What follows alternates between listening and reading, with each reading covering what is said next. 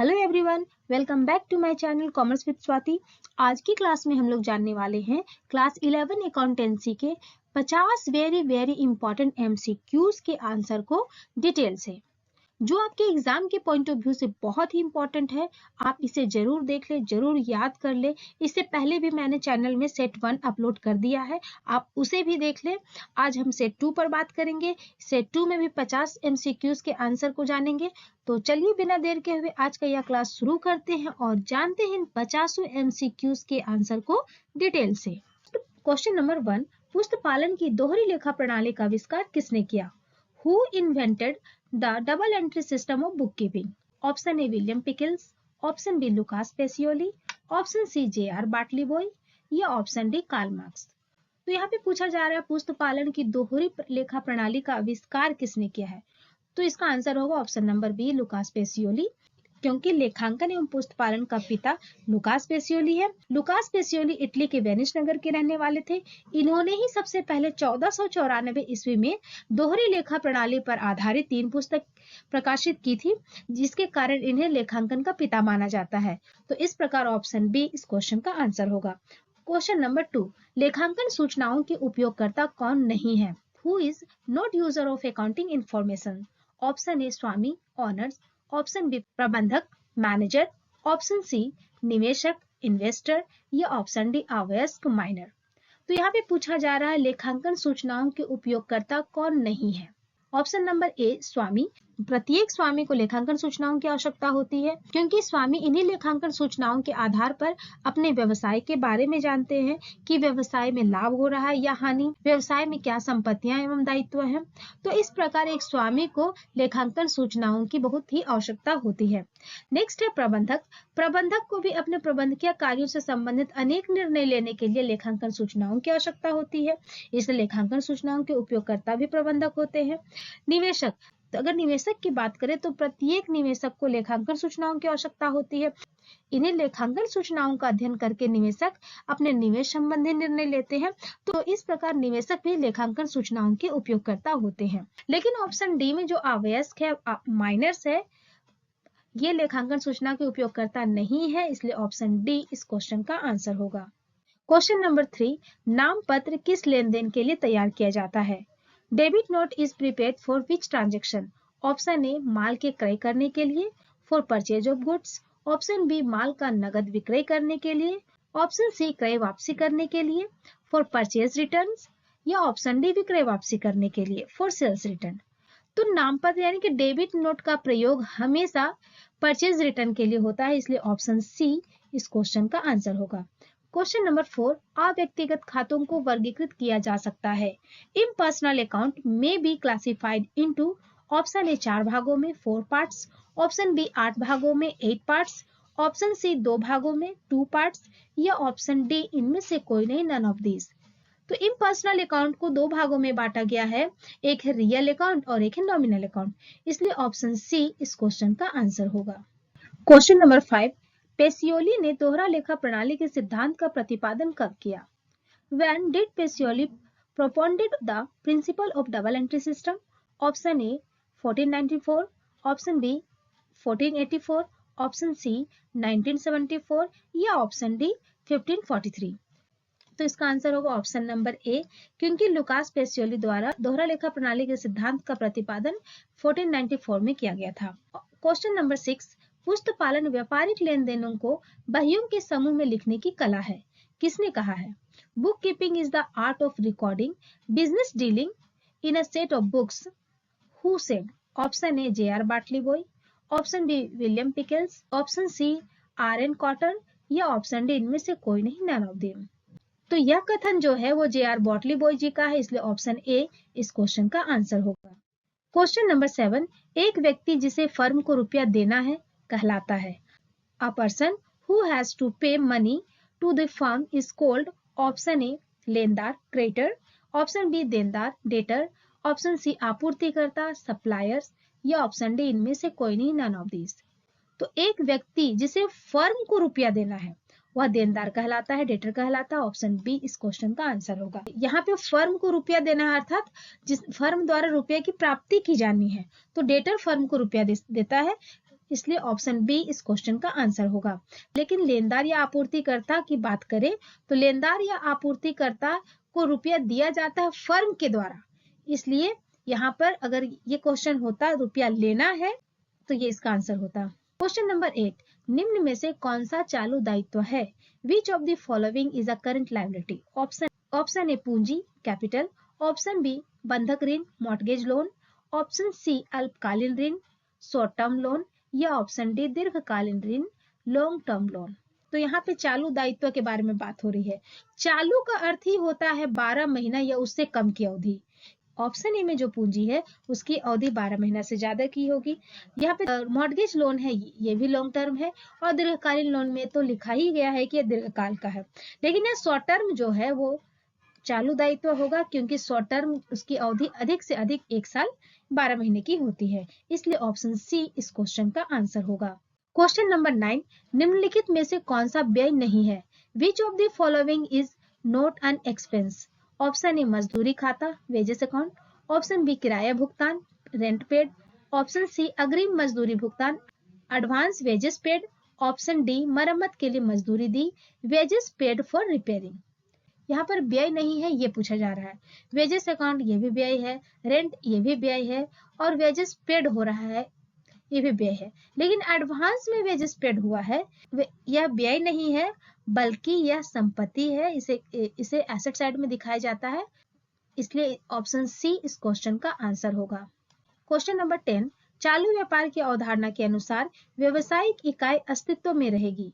According to going concern concept, the business entity will be in existence for option A अनिश्चित काल तक indefinite period, option B स्थायी रूप में permanently, option C अस्थायी रूप में temporary, या ऑप्शन डी निश्चित काल तक definite period।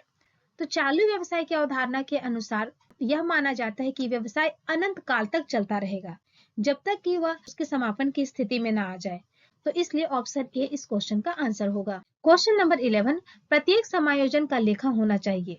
Every adjustment requires treatment at option A एक स्थान पर ओनली 1 प्लेस, ऑप्शन बी 2 स्थानों पर 2 प्लेसेस, ऑप्शन सी 2 स्थान से अधिक पर मोर देन 2 प्लेस, या ऑप्शन डी किसी पर भी नहीं, नन ऑफ द अबव। तो प्रत्येक समायोजन का जो लेखा होता है वह 2 स्थानों तक होता है, इसलिए ऑप्शन बी इस क्वेश्चन का आंसर होगा। क्वेश्चन नंबर 12, दोहरा लेखा प्रणाली के लाभ है। Advantages of double entry system is option ए वैज्ञानिक प्रणाली साइंटिफिक सिस्टम, ऑप्शन बी वित्तीय स्थिति का ज्ञान knowledge of financial position, option C दोनों पक्षों का लेखा एंट्री ऑफ बोथ एस्पेक्ट्स, या ऑप्शन डी इनमें से सभी ऑल ऑफ दिस। तो दोहरा लेखा की प्रणाली का लाभ यह है कि दोहरा लेखा प्रणाली वैज्ञानिक प्रणाली भी है, इसमें वित्तीय स्थिति का पूर्ण ज्ञान भी हो जाता है, और यहाँ पे लेन देन के दोनों पक्षों का लेखा होता है, इसलिए ऑप्शन डी इस क्वेश्चन का आंसर होगा। क्वेश्चन नंबर 13, बैंक समाधान विवरण बनाने का मुख्य कारण है। A bank reconciliation statement is mainly prepared for option A रोकड़ बही के नगद शेष का समाधान, reconcile the cash balance of the cash book, option B रोकड़ बही व पासबुक द्वारा दर्शाए गए शेष के मध्य अंतर समाधान करना, reconcile the difference between the bank balance shown by the cash book and bank passbook, option C A और बी दोनों, बोथ ए एंड बी, या ऑप्शन डी इनमें से कोई नहीं, नन ऑफ दीज। तो बैंक समाधान विवरण हमेशा कैश बुक और पासबुक के जो बैलेंस होते हैं उसमें जो डिफरेंस पाया जाता है, जो अंतर पाया जाता है, उसका समाधान करने के लिए या उस अंतर को मिलाने के लिए ही बनाया जाता है, इसलिए ऑप्शन बी इस क्वेश्चन का आंसर होगा। क्वेश्चन नंबर 14, लेखांकन के उपार्जन आधार के अंतर्गत व्ययों का लेखा किया जाता है। Under the accrual basis of accounting expenses are recorded, option A भुगतान किए जाने पर ऑन पेमेंट, ऑप्शन बी व्यय देय होने पर on being incurred, option C A और बी दोनों, ए एंड बी बोथ, या ऑप्शन डी इनमें से कोई नहीं, नन ऑफ दीज। तो लेखांकन के उपार्जन आधार के अंतर्गत व्ययों का लेखा व्यय के देय होने पर ही किया जाता है, इसलिए ऑप्शन बी इस क्वेश्चन का आंसर होगा। क्वेश्चन नंबर 15, फर्नीचर बनाने के लिए मजदूरी भुगतान किया, कौन सा खाता डेबिट होगा? Paid wages for making furniture, which account will be debited? Option A मजदूरी खाता वेजेस अकाउंट, ऑप्शन बी मजदूर को मजदूरी खाता wages to workers account, option C मजदूर खाता वर्कर्स अकाउंट, या ऑप्शन डी फर्नीचर खाता फर्नीचर अकाउंट। तो फर्नीचर बनाने के लिए जब मजदूरी का भुगतान किया जाता है, यानी कि किसी संपत्ति के लिए जब मजदूरी का भुगतान किया जाता है, तो उस खर्च को उस संपत्ति के अकाउंट में जोड़ दिया जाता है, और इसलिए यहाँ पे फर्नीचर डेबिट होगा, यानी कि ऑप्शन डी इस क्वेश्चन का आंसर होगा। क्वेश्चन नंबर 16, खाता बही क्या है? What is a ledger? Option A सहायक बही, सब्सिडरी बुक, ऑप्शन बी स्मारिका बही, मेमोरेंडम बुक, ऑप्शन सी प्रधान बही, प्रिंसिपल बुक, या ऑप्शन डी इनमें से कोई नहीं, नन ऑफ दिस। तो खाता बही जो है वो प्रधान बही है, इसलिए ऑप्शन सी इस क्वेश्चन का आंसर होगा। क्वेश्चन नंबर 17, एक खाते के कितने पक्ष होते हैं? How many side does an account have? Option A 2, option B 3, option C 1, या ऑप्शन डी इनमें से कोई नहीं, नन ऑफ दिस। तो एक खाते के हमेशा दो पक्ष होते हैं, एक लेने वाला और एक देने वाला, एक डेबिट पक्ष और एक क्रेडिट पक्ष, इसलिए ऑप्शन ए इस क्वेश्चन का आंसर होगा। क्वेश्चन नंबर 18, व्यापारिक छूट ट्रेड डिस्काउंट, ऑप्शन ए पुस्तकों में लिखी जाती है, is recorded in books, option B पुस्तकों में नहीं लिखी जाती, is not recorded in books, option C शुद्ध मूल्य ज्ञात करने के लिए उपयोग में नहीं आती, is not used to find net amount, option D लेखांकन के मुख्य उद्देश्य के लिए इसका प्रयोग किया जाता है, it used for main objective of accounting.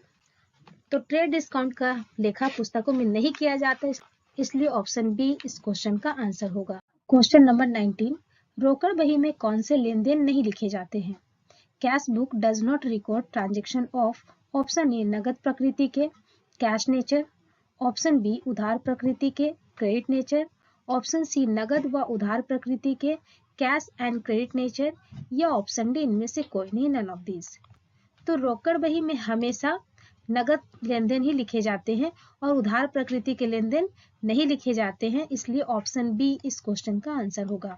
Question number 20, machine की नगद खरीद पर निम्न में से कौन से खाते को नाम करेंगे? A purchase of machine for cash should be debited to, option A रोकड़ खाता, cash account, option B machine खाता, मशीन अकाउंट, ऑप्शन सी खरीद खाता, परचेज अकाउंट, या ऑप्शन डी इनमें से कोई नहीं, नन ऑफ दीज। यहाँ पे मशीन के नगद क्रय की बात हो रही है, नगद खरीद की बात हो रही है, और जब भी मशीन नगद में खरीदा जाएगा तो एसेट खरीदा जा रहा है, और एसेट हमेशा डेबिट होगा और टू कैश अकाउंट होगा, तो इसलिए यहाँ पे ऑप्शन नंबर बी यानी कि मशीन खाता को हम डेबिट करेंगे, ऑप्शन बी इस क्वेश्चन का आंसर होगा। क्वेश्चन नंबर 21, निम्नलिखित में से किसे मुख्य रोजनामचे में लिखा जाता है? Which of the following is recorded in the journal proper? Option A व्यापारिक छूट दी गई, trade discount allowed, option B व्यापारिक छूट प्राप्त हुई, trade discount received, option C नगद छूट दी गई, कैश डिस्काउंट अलाउड, या ऑप्शन डी प्रारंभिक प्रविष्टि ओपनिंग एंट्री। तो मुख्य रोजनामचे में यानी कि जर्नल प्रॉपर में हमेशा ओपनिंग एंट्री किया जाता है, इसलिए ऑप्शन डी इस क्वेश्चन का आंसर होगा। क्वेश्चन नंबर 22, घटते शेष विधि से ह्रास की गणना की जाती है। According to diminishing balance method depreciation is charged on, option A प्रारंभिक लागत पर, ओरिजिनल कॉस्ट, ऑप्शन बी घटते हुए मूल्य पर, written down value, option C बाजार मूल्य पर, मार्केट वैल्यू, या ऑप्शन डी औसत मूल्य पर, एवरेज कॉस्ट। तो घटते हुए शेष विधि में डेप्रिसिएशन की गणना हमेशा घटते हुए मूल्य पर की जाती है, इसलिए ऑप्शन बी इस क्वेश्चन का आंसर होगा। क्वेश्चन नंबर 23, पूंजीगत व्यय को आयगत व्यय की तरह प्रविष्ट करने पर बढ़ जाता है।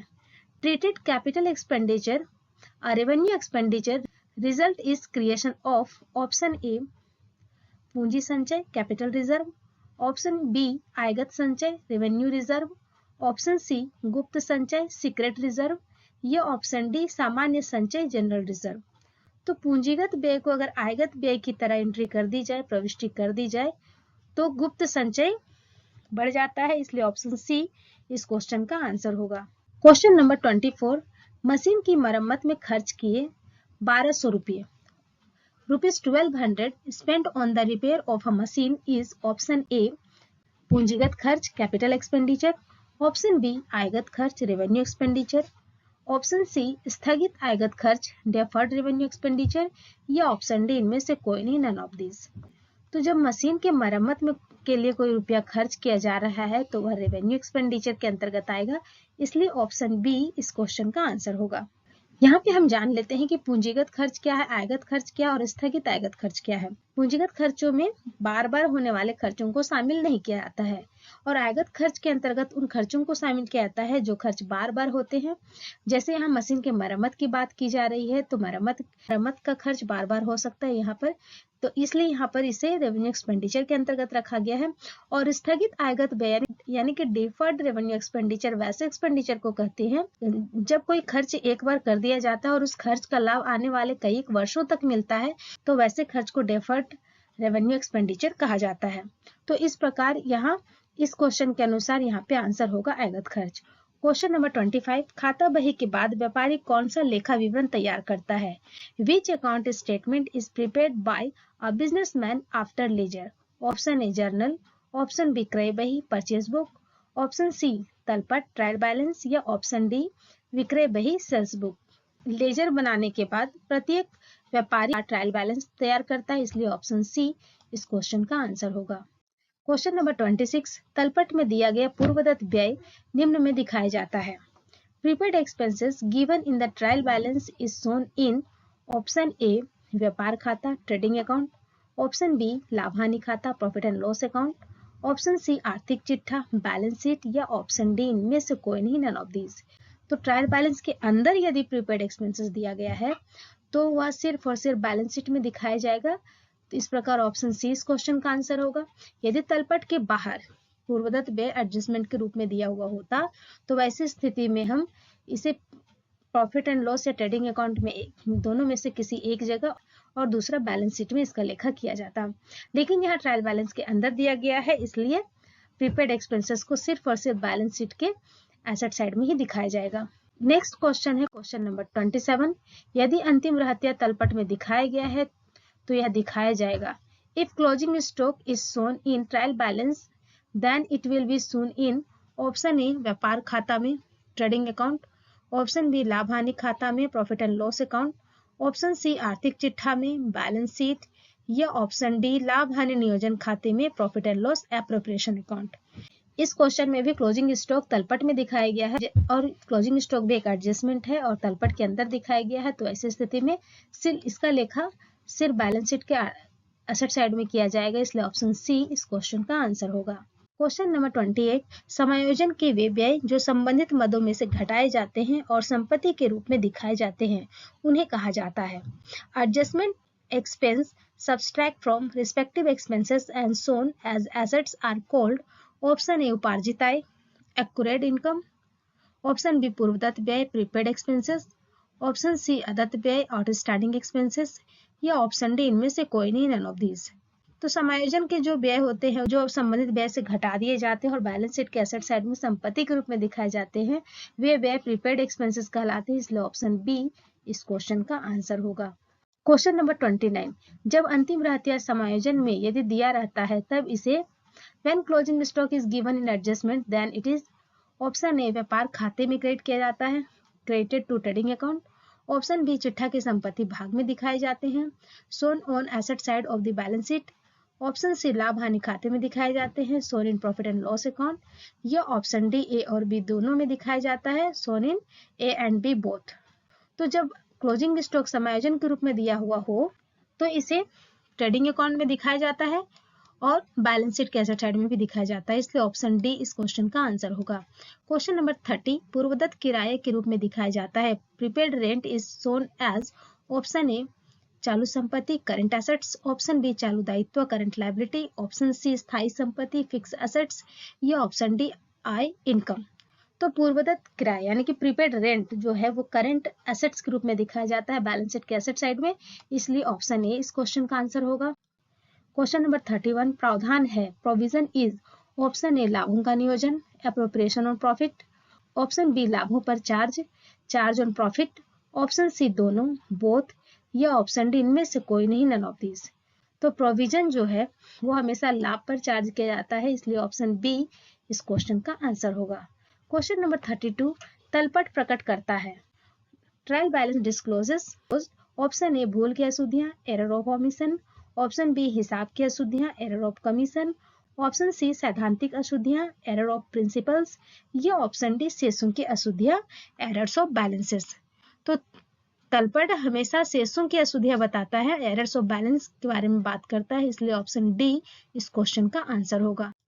क्वेश्चन नंबर 33, ह्रास नहीं लगाया जाता है, depreciation is not charge on option A machinery, option B ख्याति गुडविल, ऑप्शन सी फर्नीचर या ऑप्शन डी इनमें से कोई नहीं, नन ऑफ दिस। तो डेप्रिसिएशन यहाँ पर मशीन में तो लगाया जाता है, फर्नीचर में भी लगाया जाता है, लेकिन गुडविल में नहीं लगाया जाता है। यहाँ पे फ्लक्चुएशन होता है, यानी कि गुडविल का वैल्यू कभी बढ़ता है और कभी घटता है, इसलिए ऑप्शन डी इस क्वेश्चन का आंसर होगा। क्वेश्चन नंबर 34, लेखांकन प्रमाण 10 संबंधित है, accounting standard 10 is related to option A आगम पहचान, रेवेन्यू रिकॉग्निशन, ऑप्शन बी रहत्य का मूल्यांकन, valuation of stock, option C मूल्यह्रास लेखांकन, डेप्रिसिएशन अकाउंटिंग या ऑप्शन डी पट्टा लीज। तो लेखांकन प्रमाप जो है वो मूल्यह्रास लेखांकन है, डेप्रिसिएशन अकाउंटिंग से संबंधित है, इसलिए ऑप्शन सी इस क्वेश्चन का आंसर होगा। क्वेश्चन नंबर 35, जारी किया गया डेबिट नोट का प्रयोग तैयार करने के लिए किया जाता है, debit note issued is used to prepare, option A विक्रय वापसी बही, sales return book, option B क्रय वापसी बही, purchase return book, option C मुख्य रोजनामचा जर्नल प्रॉपर या ऑप्शन डी क्रय बही परचेज बुक। तो हमेशा डेबिट नोट बनाया जाता है परचेज रिटर्न के संबंध में, इसलिए ऑप्शन बी इस क्वेश्चन का आंसर होगा। क्वेश्चन नंबर 36, खाता बही प्रारूप में कितने खाने होते हैं, how many columns are there in ledger forms, option A 5, option B 8, option C 10 या ऑप्शन डी 12। तो लेजर में हमेशा 8 कॉलम होता है, इसलिए ऑप्शन बी इस क्वेश्चन का आंसर होगा। पहला कॉलम होता है डेट का, दूसरा कॉलम होता है पार्टिकुलर का, तीसरा कॉलम होता है जेएफ का और चौथा कॉलम होता है अमाउंट का। ये डेबिट साइड में 4 कॉलम होते हैं और क्रेडिट साइड में सेम ऐसे ही कॉलम होता है, डेट का, पार्टिकुलर का, जेएफ का और क्रेडिट अमाउंट का। तो इस प्रकार टोटल खाता बही में यानी कि लेजर में 8 कॉलम होते हैं। क्वेश्चन नंबर 37, विक्रय वापसी बही लेखा करती है, the sales return book records option A क्रय किए गए माल की वापसी का, the return of goods purchased, option B किसी भी क्रय की गई वस्तु की वापसी का, the return of anything purchased, option C बिके हुए माल की वापसी का, the return of goods sold या ऑप्शन डी इनमें से कोई नहीं, नन ऑफ दिस। विक्रय वापसी बही में हमेशा बिके हुए माल की वापसी का लेखा किया जाता है, इसलिए ऑप्शन सी इस क्वेश्चन का आंसर होगा। क्वेश्चन नंबर 38, रोकड़ बही में लेखा किया जाता है, cash book maintains record of, option A समस्त नगद प्राप्तियों का, all cash receipt, option B समस्त नगद भुगतानों का, all cash payments, option C समस्त नगद एवं उधार लेन देनों का, all cash and credit transaction या ऑप्शन डी समस्त नगद प्राप्तियों एवं भुगतानों का, all cash receipt and payments. तो कैश बुक में हमेशा नगद प्राप्ति और नगद भुगतान दोनों का लेखा किया जाता है, इसलिए ऑप्शन डी इस क्वेश्चन का आंसर होगा। क्वेश्चन नंबर 39, जिस बही में सभी खाते रखे जाते हैं उसे कहते हैं, the book in which all the accounts are kept is called, option A रोजनामचा जर्नल, ऑप्शन बी खाता बही लेजर, ऑप्शन सी तलपट ट्रायल बैलेंस या ऑप्शन डी इनमें से कोई नहीं, नन ऑफ दिस। तो खाता बही में ही सभी प्रकार के खाते तैयार किए जाते हैं, इसलिए ऑप्शन बी इस क्वेश्चन का आंसर होगा।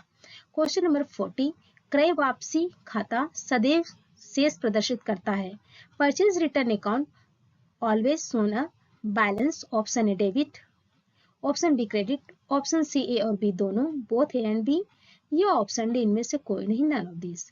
तो क्रय वापसी खाता यानी कि परचेज रिटर्न अकाउंट जो होता है वो हमेशा क्रेडिट होता है, इसलिए ऑप्शन बी इस क्वेश्चन का आंसर होगा।